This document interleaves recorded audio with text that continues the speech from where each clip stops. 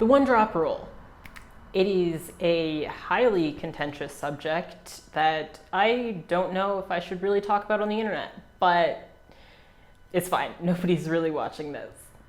So, what is the one-drop rule? If you don't know what the one-drop rule is, you are probably not Black or not from the United States. And I'll tell you about it. So the one-drop rule is a social rule in the United States that any amount of Black you have in you makes you completely Black. So if you're 80% white and 20% Black, you're still Black.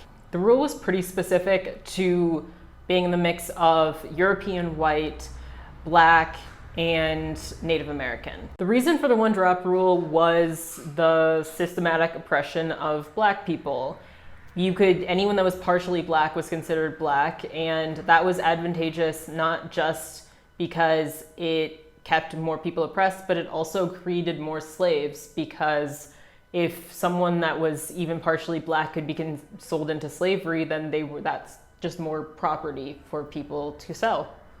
There's been discussions about getting rid of the one-drop rule for decades, ever since the Civil Rights Movement, and people have pretty strong opinions about it. Most Black people will probably have a decently strong opinion about the one-drop rule. Some people that don't like it will say that it was racist in its origins, and it includes people that are mixed race, and that mixed race should be a different category, and Black is someone that has two Black parents, and that is what the Black category should be. And people that are for the one-drop rule say that it's a part of history, it's part of Black culture, and you can't just get rid of it. Now, I don't think that just because something is part of history, it needs to be kept around. Not everything that is tradition is sacred, and so that's not a foolproof reason for why we should keep the one-drop rule around. I want to look at the history of the one-drop rule and the modern day usage of the one-drop rule to see if the one-drop rule should be kept or should be thrown away. Disclaimer, I will be using the term mulatto in this video, and that is because mulatto was a term that I've mentioned in a previous video about the tragic mulatto trope, that a mulatto was it was a trope about basically tragic mixed race Black people, but it was also a racial designation for a very long time. There was actually like a census box for mulatto, and they were a racial category that was still subjugated to slavery and discrimination, but at times referenced as a separate group. And so I will be using the term to reference that group of people, because that term was also used a lot back then, but it is still a racial slur. It is still an offensive term, and that shouldn't be used. So don't be using it out in the world. Just don't. So the origins of the one-drop rule. The first slaves came off the boat into modern day United States in 1619. While it took a few decades for actual legislation to be passed banning interracial relationships and interracial marriages, there's a court case from 1630 about a white man that actually got whipped in front of people in his town for having a relationship with a Black woman. The court case said, quote, "Man was soundly whipped before an assembly of Negroes and others for abusing himself to the dishonor of God and shame of Christianity by defiling his body in lying with a Negro."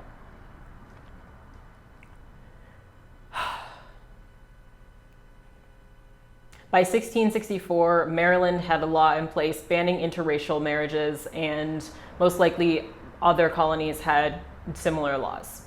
In 1656 was the first ruling that actually solidified the one-drop rule. The ruling said, "Mulatto held to be slave and appeal taken," which was basically a ruling saying that mulattoes are mixed race Black people should be subjected to slavery and are therefore in the same class of human property as fully Black people. And that was kind of that. Mixed race Black people were considered Black, and the one-drop rule has continued over time. Into the 18th century, different colonies started defining what actually was considered black. Virginia said that anyone that was 1/8 black or more was considered black. In North Carolina, it was 1/16, and so on and so on. When it came to their treatment, mulattoes and black people were basically considered the same, with few exceptions. Fast forward to 1850, and public discourse had advanced enough that saying we shouldn't own people could actually be openly discussed in northern brothels, and the term mulatto was actually added to the national census. There's a lot of discussion about why the mulatto term was added. Some say that it was because there were Southern white doctors that actually believed that mulattoes were not human, in a way. At the time, a lot of people thought that black people and white people were two completely different species, and therefore their hybrid was actually a weaker species than both. And if people had enough data to track it, then they could prove the fact that, first of all, mulattoes were inferior, and also black people in fact were a separate species from white people. There's some next level Tuskegee nonsense, but here we are. In reality, most likely mulattoes were added to the census because white statisticians were born and statistics was a relatively new field and they just wanted more numbers. Now, how did they actually go about doing all this tracking data? They just sent out the forms, right? And then people walked them to their town halls and submitted them, and that was the census. No. What would actually happen is a pale, sweaty white man would show up to your door with a sense of entitlement that nobody holding a clipboard should have, and they would just stare at you. They would stare at you and find out if you were white, black, or something in between. That's how they did the census. And it wasn't just black, white, mulatto. There were different categories within mulatto. They had a quadroon and an octoroon. A quadroon was 1/4 black or less, and a octoroon was 1/8 black or less.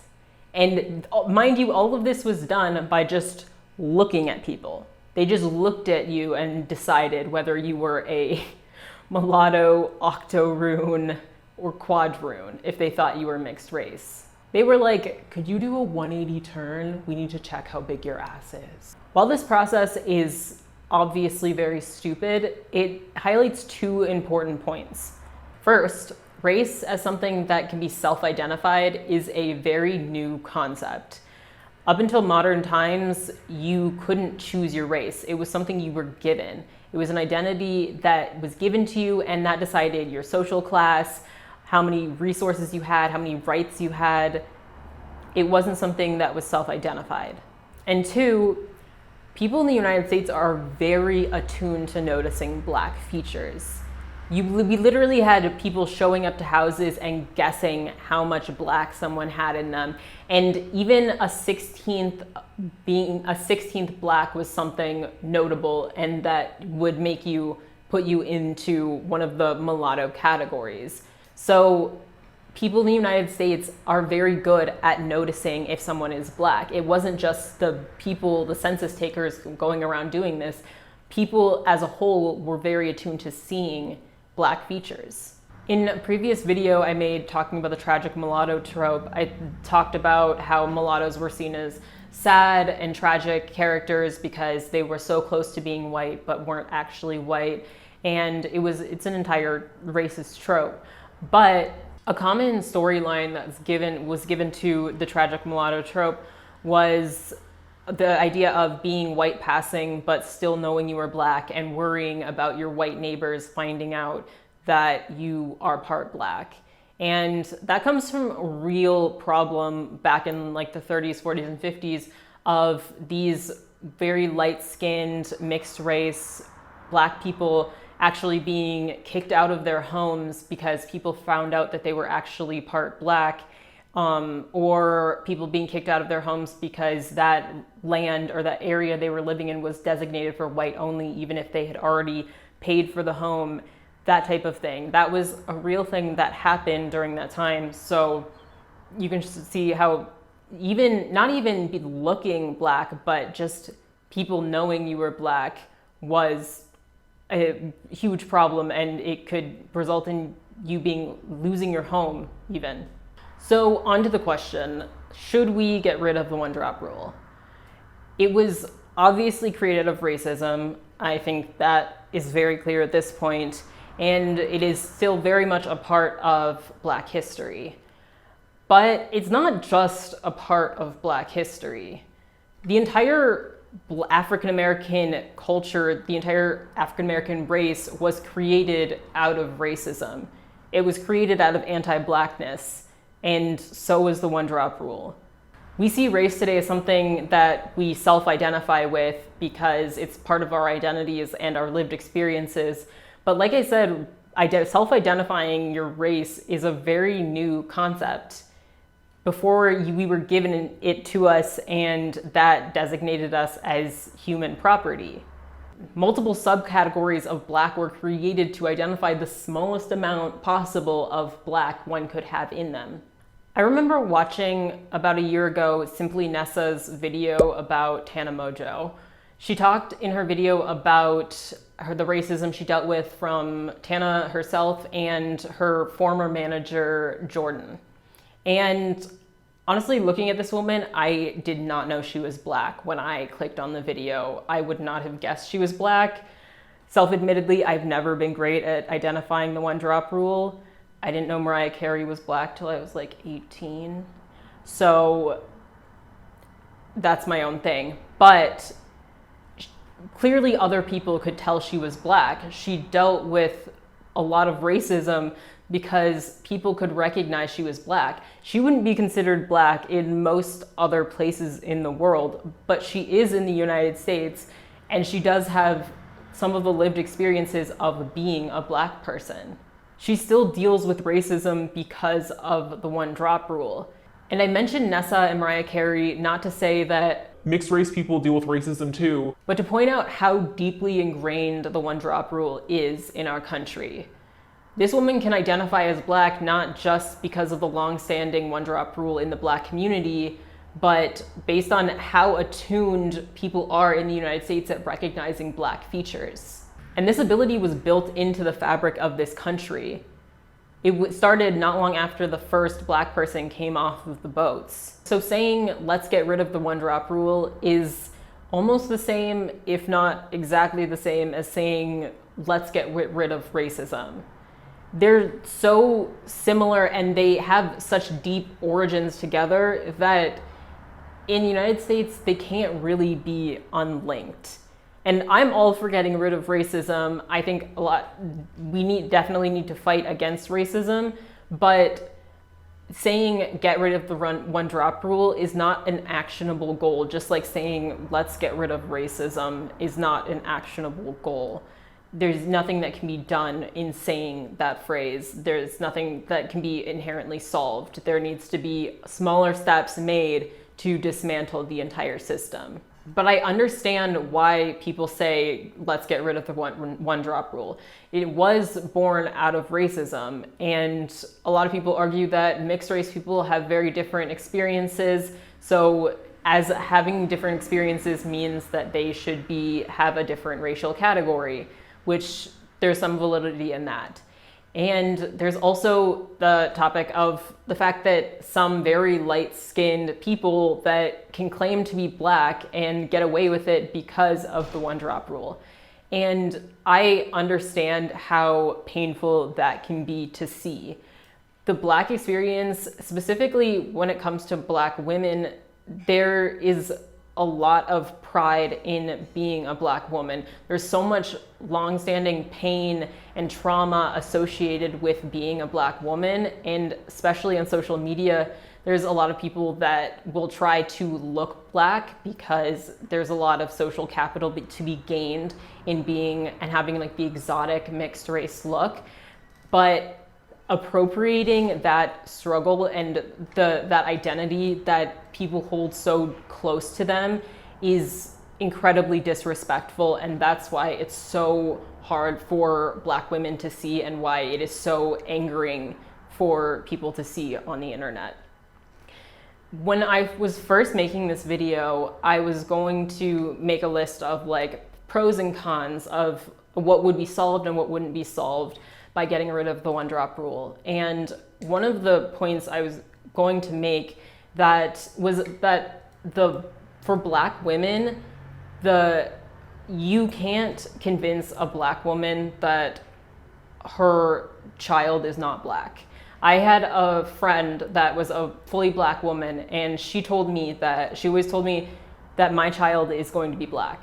It doesn't matter who the father is. If this child comes out of me, it is Black. And I know many other Black women that share the same sentiment. Back in 2011, Halle Berry came out and said that her child is Black, even though she herself is mixed race and the father is not Black. And there's debate about whether her child is actually Black or not, but it goes to show how strong the Black female identity is. It is not something that's going to be given up lightly. So even when you talk about the one-drop rule and the structural problems it causes within the Black community, within colorism, texturism, featureism, all those things, it's still not something that people that are even suffer from those things can really give up. You are going to have to like fight a Black mother to tell her that her child is not Black. That is not something a lot of them will accept. So with all that being said, I understand the desire to get rid of the one-drop rule, but it is not something that it's not something that has any deliverables to it. There's a lot of little things that can be done, to pointing out the overrepresentation of light-skinned and mixed-race Black women in media, to calling out featureism, texturism, a lot of like the Eurocentric beauty standards we have, which a lot of them are based in anti-Blackness. All of that stuff are actionable steps that can be done to fight racism and the one-drop rule that comes along with it. So I think that those things need to be done instead of trying to fight a rule that is so deeply ingrained in America that it's almost the same as racism. Well, it took a few decades for actual legislation to be passed banning gay marriage,